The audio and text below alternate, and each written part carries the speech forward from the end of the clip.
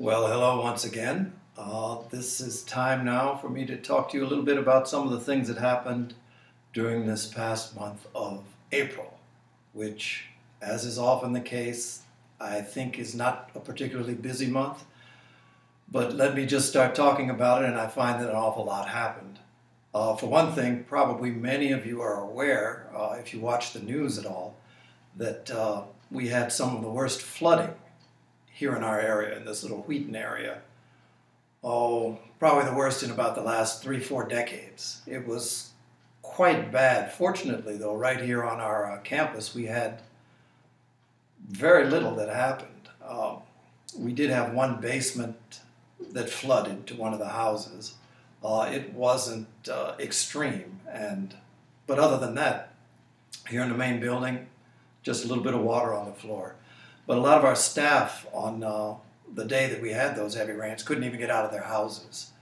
Some of them had pictures of their little island homes just floating, driveways disappearing into water. It was really, it was impressive.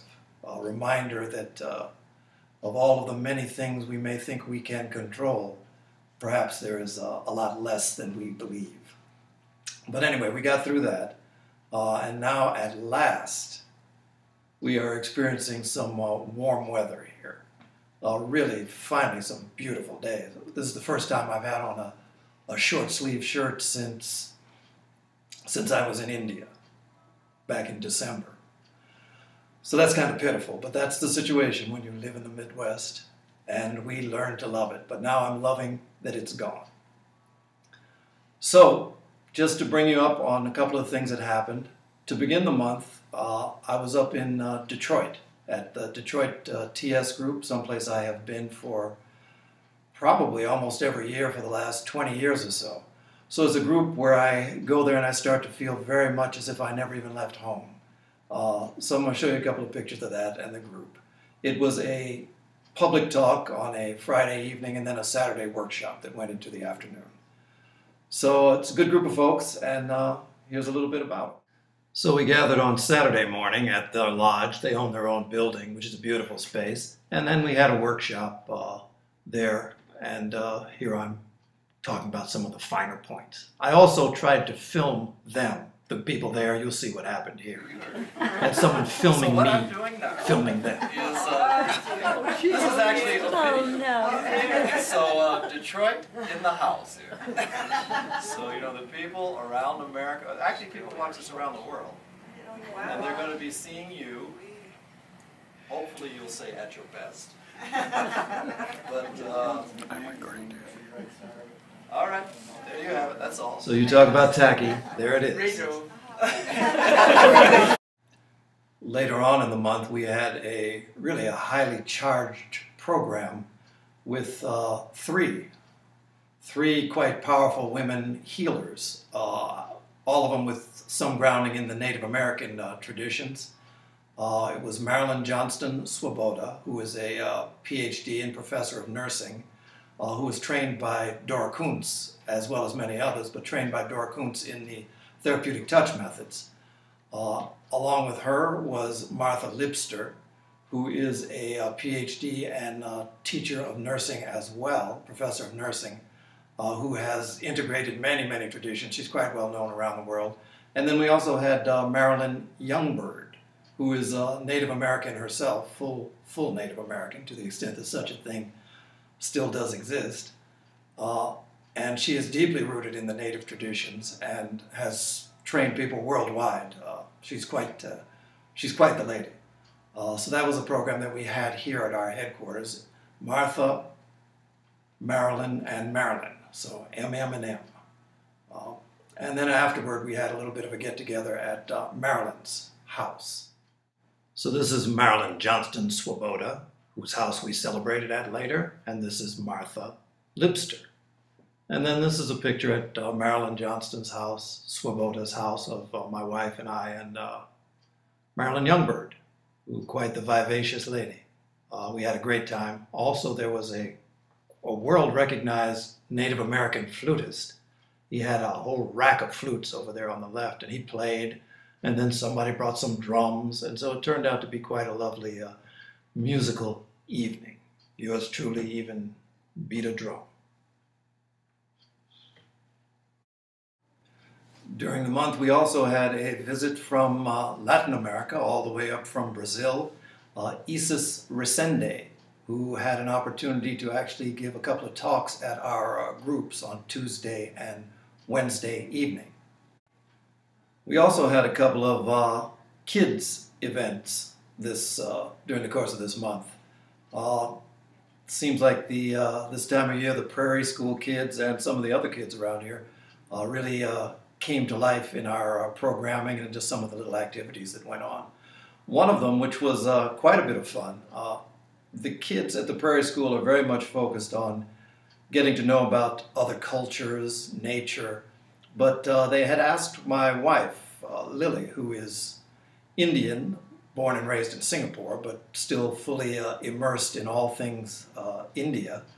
They wanted to know a little bit about Indian culture. So she put together a little talk with them, and to make it more real and to make it more memorable, she also put together a full-fledged Indian meal and invited them over to our house to have it.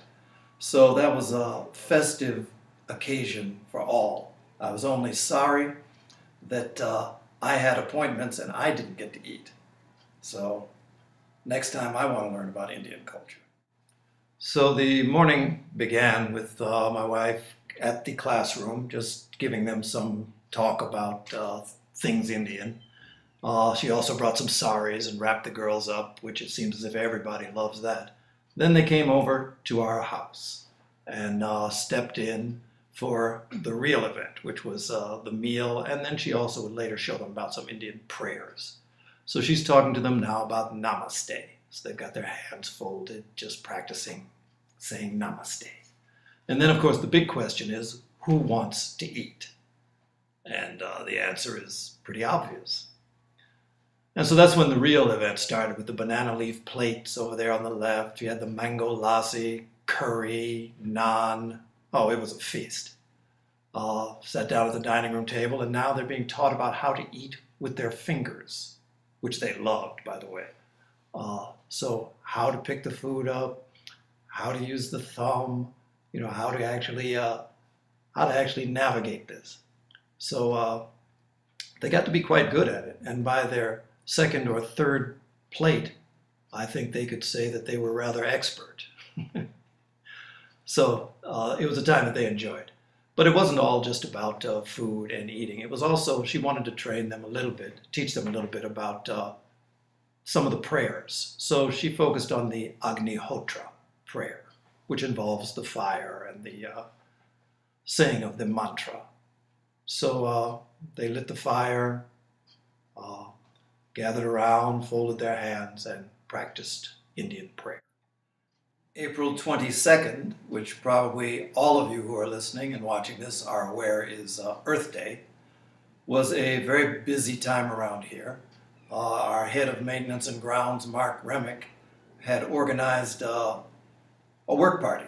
So a bunch of us took the afternoon and went out to work on the grounds. Largely it involved cleaning up some of the results of the flooding that had occurred. We actually had a river running across the front of our property, a river that's not there normally, not there ever. So we had to clean up some of the stuff from that, and also the accumulation of leaves and twigs that had taken place over the course of the winter. So we had a nice little work party going, really a beautiful day too, so everything just came together. Also, the kids of the Prairie School took that opportunity to plant their bird and butterfly garden. I think I had told you a little bit about that in our last blog. So they got the better part of that in during that day. They found out that handling a shovel is not quite as easy as they thought, and that hard earth is a little bit different from school books and walking and looking at flowers, the stuff that it takes to make them grow. So here's some photos of that. So the morning started out with the kids and some of the parents and teachers from the Prairie School planting their butterfly and bird garden. It was a lot of hard work, and the kids went into it full-hearted and fully enjoyed themselves. Since planting their garden, I find the place is really full of birds. They have a bird feeder and they have the right sorts of flowers and colors. A little bit later, just after lunch, Mark gathered us up and handed us our rakes and gave us our marching orders so that we could go out and actually start on the ground. And some of the very glamorous people you know, such as Janet Kirshner. Hard-working. This is her at her most glamorous, if you ask me. Harry Binford. We were a crew working on the northern side of the building. And actually, you know, when you get right down to it, I don't look too bad holding a rake myself. And I actually know how to work that thing. Worked over at the Gardens of Remembrance. There was a crew of us working over there, just really tidying the place up and getting it ready for spring. So it was an all-afternoon affair and something that really I enjoyed immensely. Later on, it was also the first anniversary of the children's bedtime stories, which had been taking place for a year now, also surprising to think of it, in the library. So I had the usual crew of people there with my wife, Lily, Danellis, Dan, Lois Pedersen, Pat Grabler, all of whom have been really the backbone of this nice little effort with the kids. Sharon Dorr, who was quite a noted storyteller, did the storytelling for the kids that evening. And the kids seemed to, as usual, just be entranced and completely enjoy their time in the library in Storyland.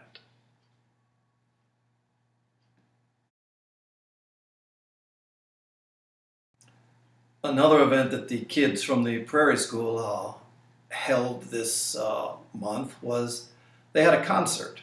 It was really sort of a multi-dimensional sort of thing. It wasn't just a concert of music only, but I'll show you some pictures of it.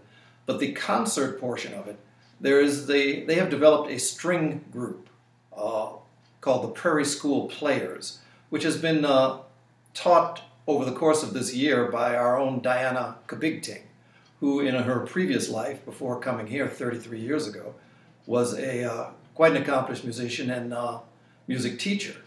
So she's been teaching them music over the course of the year, so they got together and did a concert. They invited a couple of special soloists in, and Diana has a way with getting what she wants. So I was one of those soloists, if you can believe it.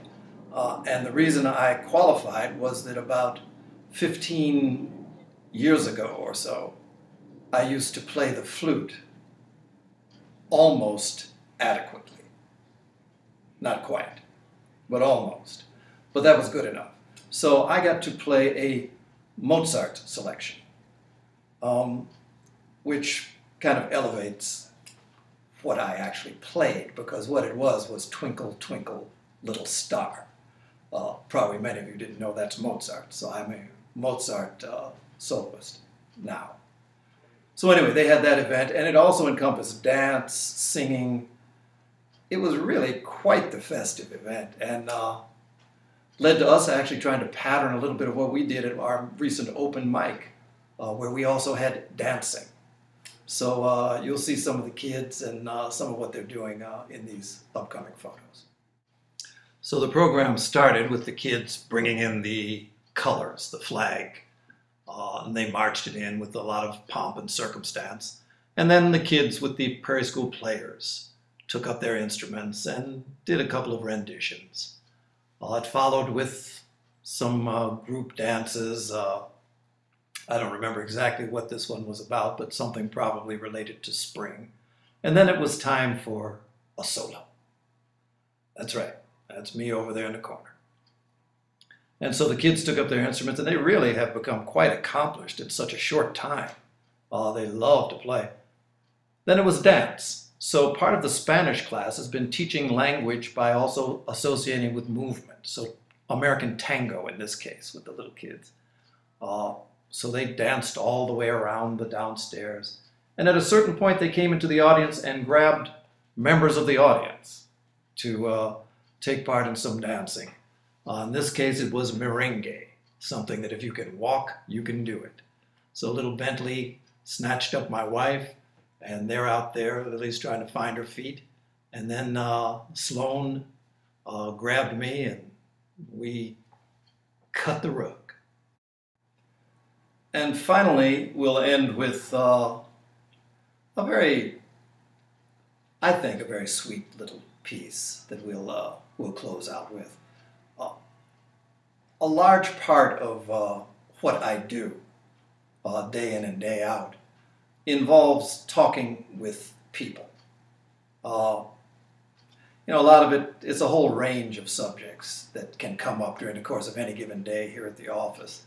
Everything from the variety of administrative details that have to be addressed, budgetary issues, programming, thinking, and then often you have talks with staff and members. Every once in a while, you get to talk about theosophy. And every once in a while you get a conversation or you have some time with someone who is very, very fresh in terms of their inquiring mind and fresh in terms of their grasp of the really deep aspects of theosophy. Well, anyway, I had such a meeting not too long ago. It was something very, very refreshing to me. I don't know that I taught a lot, but I do know that I learned a lot. And so I look forward to more and more meetings with hopefully people of this ilk. So anyway, here's a couple of shots of that momentous meeting.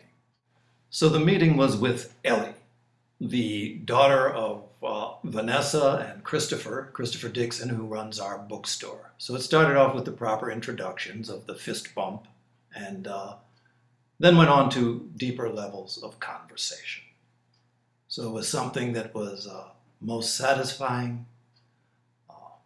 I should have more opportunities like this as my days go on.